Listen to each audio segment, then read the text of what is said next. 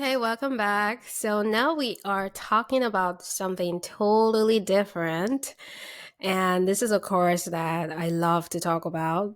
A lot of people are not very familiar with what prospecting is. So we're going to talk about prospecting dynamics and how to really strategically generate leads. And you can learn some of the tactics that are very needed for you to generate leads for your business. William Clement Stone says that sales are contingent on the attitude of the salesman and not the attitude of the prospect. Prospecting is essential to any sales endeavor, but is often overlooked or poorly implemented. So, in order for prospecting to be successful, it is essential that it becomes both a priority and a habit. Additionally, it is essential that you understand your prospect and you choose your methods of communication appropriately. And when you implement these steps, you will improve your prospecting results. So, the first step is to make it a priority. Although everyone knows that prospecting is important to the success of any company that relies on sales, it rarely becomes a priority. For a lot of companies, they miss out the prospecting part. It's often like, let's just jump into any other thing that can get us leads. But prospecting is great. It's often put off in favor of tasks that provide instant gratification.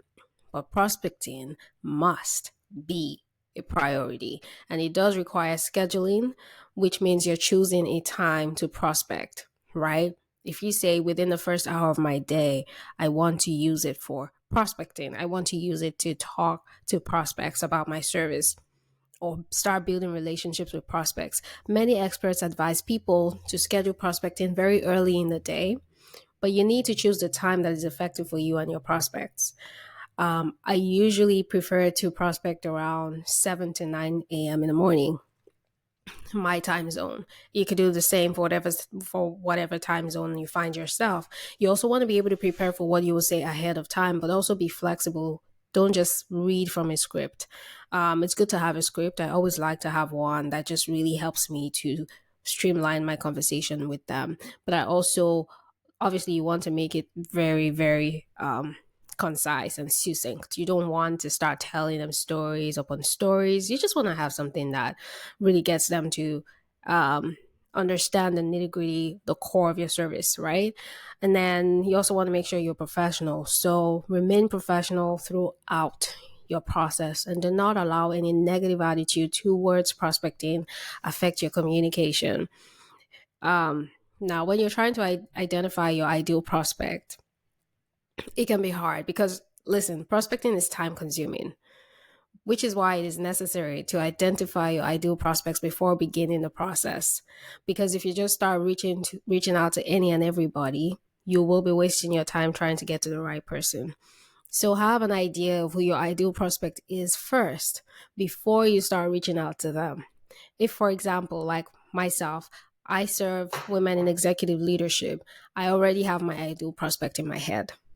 If I have a particular level, an SA director level and above, so that's C-suite, it's like, okay, I already know it's C-suite people that I'm trying to get in touch with, and they're women, right? So that already narrows down the possibility of even reaching out to people that don't fit into that ideal client profile.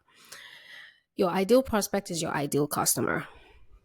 Okay, they haven't yet become your client, but they could become your client. So your ideal client is your ideal prospect is your ideal client. And your business is able to fulfill the needs and want of your ideal client. So make sure that you conduct research to determine who benefits from your product.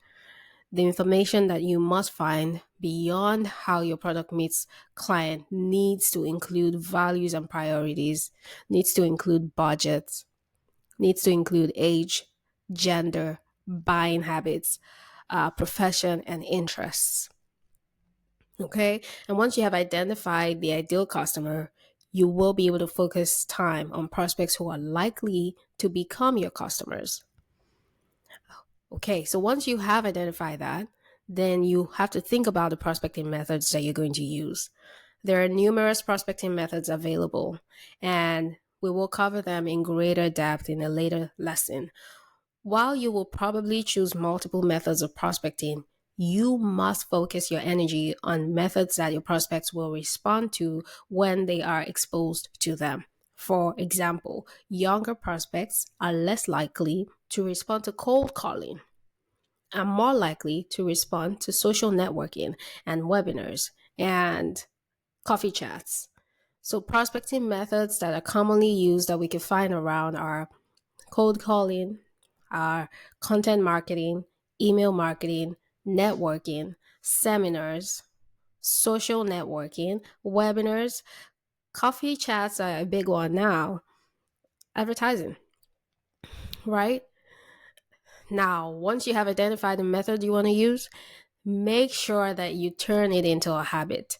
And it really does start from really embedding it within your day and making sure that it's part of what you would normally do in the day and you have an allotted time to do it. So make it a habit. It's not enough for prospecting to become a priority, it needs to become a habit. And there is a common misconception that habits are easily made within 21 days. And recent studies, however, show that it takes roughly 66 to 200 days. Now, when you first decide to make a new habit, the first few days are easy. After the honeymoon phase ends, it is easy to become disillusioned and fall back into your old habits. And when this happens, it is important to focus on the positive outcomes and follow your schedule of prospecting activities. And after struggling with, once you've struggled through this phase, prospecting will become second nature. In order to truly make it a habit, you need to ensure that you're working at it daily. So think 66 days to 200 days. If you wanted to put that into months, think 2 months to 5 months. Okay?